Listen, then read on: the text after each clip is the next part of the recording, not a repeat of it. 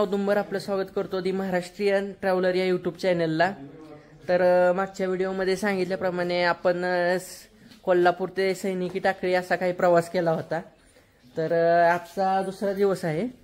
आज आपण नवीन प्रवास करणार आहोत। आजचा आपला रूट असणार आहे सैनिकी टाकळी ते खिद्रापूर।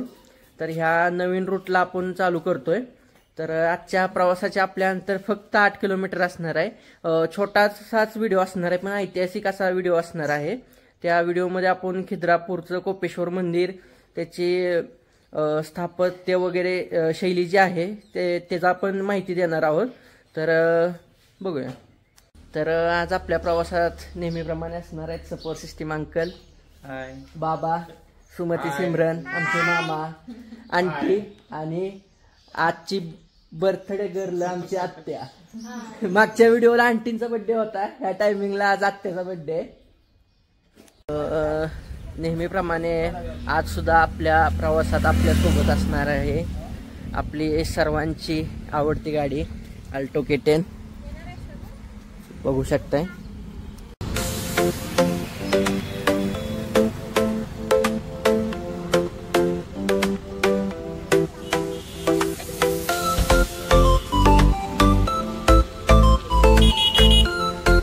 आपल्या प्रवासाला सुरुवात झालेली आहे।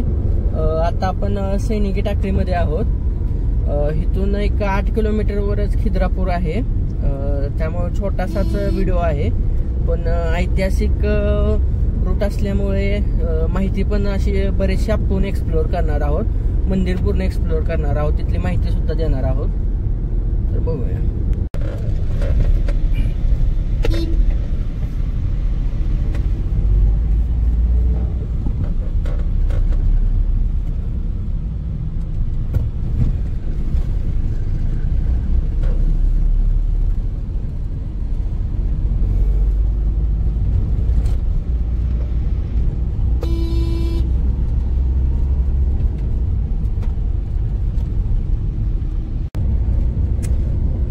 मग अंकल पहिल्यांदा चाललाय का ह्याच्या अगोदर गेलता का? ते ह्याच्या अगोदर गेलेलो ज्यावेळेस लग्न नवीन झालेलं होतं। 2013 साली नवीन लग्न झाल्यानंतर फिरायला आलेलो होतो।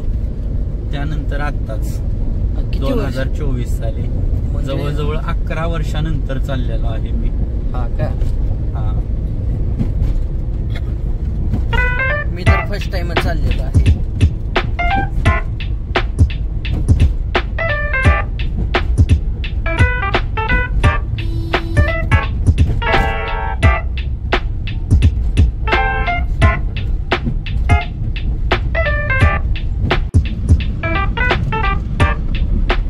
आपण खिद्रापूरमध्ये पोहोचलो आहोत आणि आता कोपेश्वर मंदिराकडे चाललो आहोत। तर आता बघू शकताय आपण पोहोचलो आहोत कृष्णा घाटी वसलेल्या खिद्रापूर अर्थात कोपेश्वर मंदिरात। ही गाव मंदिर कृष्णा नदीच्या किनारी वसलेले आहे। माझ्या मागे बघू शकताय। आता आपण सध्या महाराष्ट्रात उभे आहोत आणि नदीच्या पलीकडे कर्नाटक राज्य लागतं। कृष्णा नदीच्या किनारी वसलेले हेमाडपंथी मंदिर आहे। तर चला जाऊया मंदिराकडे।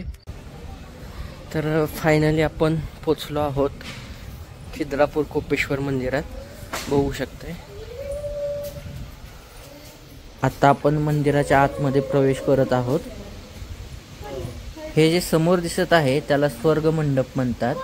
हा 48 खांबांवर उभा आहे आणि ह्या स्वर्ग मंडपाला छत नाही, तो पूर्णपणे मोकळा आहे। अतिशय सुंदर अशी कलाकृती आहे। ह्या स्वर्ग मंडपामध्ये सूर्य ज्यावेळेस मधोमध येतो त्यावेळेस त्याचे पूर्ण दर्शन आपल्याला दिसते। तसेच हे मनमोहक असे दृश्य आहे।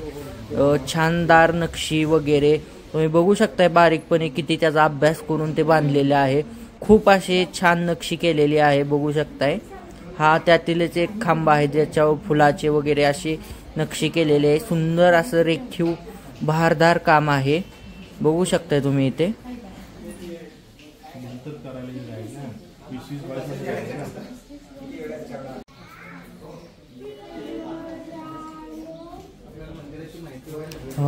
आता आपण हे बघू शकता, हे मंदिराचा प्रवेशद्वार आहे। इथून आपण आतमध्ये चाललेलो आहोत. पण इथं विषय असा आहे की कॅमेरा वगैरे फोटो काढण्या शूटिंग करण्या सक्त म्हणा मी चौकशी पण केली, पण त्यांनी सक्त ही केलेलं आहे, त्यामुळे आपण काय आतलं दाखवू शकत नाही. इथे कागद सुद्धा लावलेला आहे की आतील दाखवण्यास सक्त मनाई आहे म्हणून. हे मंदिराच्या बाहेरील बाजू आहे, बघू शकताय किती छान अशी नक्षी वगैरे आहे, सर्व व्यवस्थित आहे. खांब वगैरे खूप असे जोरात काम केलेलं आहे. हा स्वर्ग मंदिराचा परिसर आहे, अतिशय खूप छान आहे. पण काही काही ठिकाणी असं तुम्ही बघू शकताय की अशा काही मूर्ती तुटलेल्या आहेत, हे बघू शकताय तुम्ही. तिकडे हत्तीची सोंड वगैरे असेल, अशा बऱ्याचशा ठिकाणी गोष्टी तुटलेल्या आहेत. तर ह्याचं कारण असं की ज्यावेळेस 16व्या शतकात अफजल खान स्वराज्यावर चाल करून येत होता, त्यावेळेस त्याने मंदिर उद्ध्वस्त करत करत स्वराज्यावर चाल करून येत होता. त्याच वेळेस हे मंदिर आहे खिद्रापूर कोपेश्वरचं. त्यावेळेस अफजल खानाने इथं येऊन मंदिरात बरीचशी तोडफोड केलेली आहे. आतमध्ये सुद्धा कॅमेरा अलाउड नाही म्हणून दाखवता आलं नाही, पण आतमध्ये पण सुद्धा रचना खूप अशी छान आहे. पण त्या आक्रमणामध्ये बऱ्याचशा मूर्ती अशा तुटलेल्या आहेत, मंदिराची तोडफोड झालेली आहे. तरी सुद्धा इतकी वर्ष होऊन सुद्धा ही जी कला आहे ती व्यवस्थित आहे, तुम्ही बघू शकताय. खूप छान असं स्थापत्य शैली आहे मंदिराची. कोपेश्वर मंदिर हे कोल्हापूर जिल्ह्यातील शिरोळ तालुक्यामध्ये प्राचीन शिलाहार शिल्प स्थापत्य शैलीचे एक दगडी मंदिर आहे. खूप अतिशय सुंदर पद्धतीने येथे नक्षीकाम वगैरे केलेलं आहे, बघू शकताय कळस मंदिराचा. तसेच 7व्या शतकात चालुक्य राजवटीत या मंदिराची कामकाज चालू झाले होते आणि 11व्या 12व्या शतकात शिलाहार राजवटीत ते काम पूर्ण झालेले आहे. असं बराचसा काळ लोटलेला होता हे मंदिर बांधण्यासाठी. हे मंदिराची मागची बाजू आहे, बघू शकता किती छान अशी नक्षीकाम वगैरे केलेलं आहे. स्थापत्य शैली किती सुंदर आहे, बघू शकताय. खूप असं सुंदर असं काम केलेलं आहे. आपल्याला गर्व वाटला पाहिजे की महाराष्ट्रात अशी पण कला होती आपल्या, जी आज पण अशी सुरक्षित व्यवस्थित ताठपणे उभी आहे. मनमोहक दृश्य अतिशय खूप छान, बघू शकताय मंदिराची दुसरी बाजू. बघू शकताय मंदिराच्या बाहेरील बाजूस अशी खूप अशी म्हणजे देवी देवतांची अशी नक्षी कोरण्यात आलेली आहेत. गणपती बाप्पा असतील, तथागत गौतम बुद्ध असतील, यमराज असतील, तसेच कुबेर वगैरे अशी नक्षी कोरण्यात आलेली आहे, बघू शकता. काय पडलं?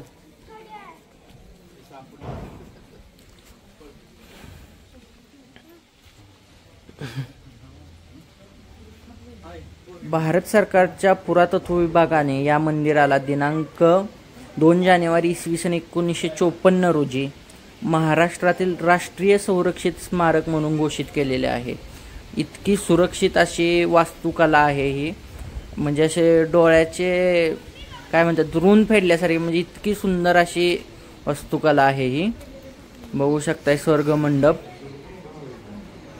स्वर्गमंडपातील असं मनमोहक दृश्य.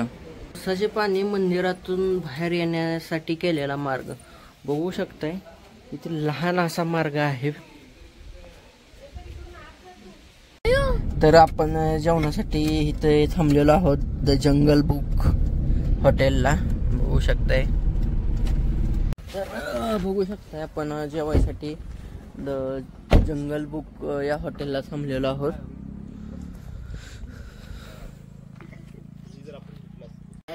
हॉटेलच्या नावाप्रमाणेच वातावरण सुद्धा तसं आहे इथे, बघू शकताय. इथे पक्षी आहेत, काकाकुवा म्हणजे पोपटाचाच एक प्रकार आहे. इकडं हे मसक्कली पक्षी आहे, तसंच इथं ससा बसलाय, बघू शकताय. आणि वर पण पक्षी आहेत, पण काय म्हणतात ह्याला मला माहित नाही, पोपटच आहे शक्यतो. आणि इथं एक पाटी लावलेली आहे, खूप चांगली आहे.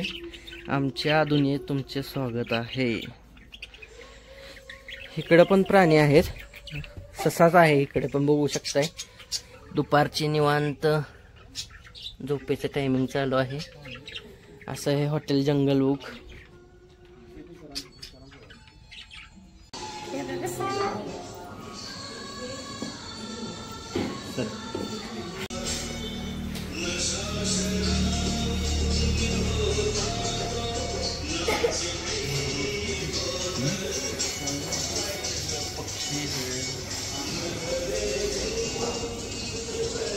आपली ऑर्डर आलेली आहे, काजू पनीर आणि मिक्स व्हेज घेतलेलं आहे. आपण टेस्ट करूया. या जेवायला सगळेजण. टेस्ट छान आहे. या जेवायला. इथंच आपला व्हिडिओ आज आपला संपवत आहे. कसा वाटला व्हिडिओ नक्की सांगा. लाईक करा, शेअर करा. नवीन असाल आपल्या चॅनलला तर नक्की सबस्क्राईब करा. तोपर्यंत बाय बाय. जय महाराष्ट्र. Bye bye bye.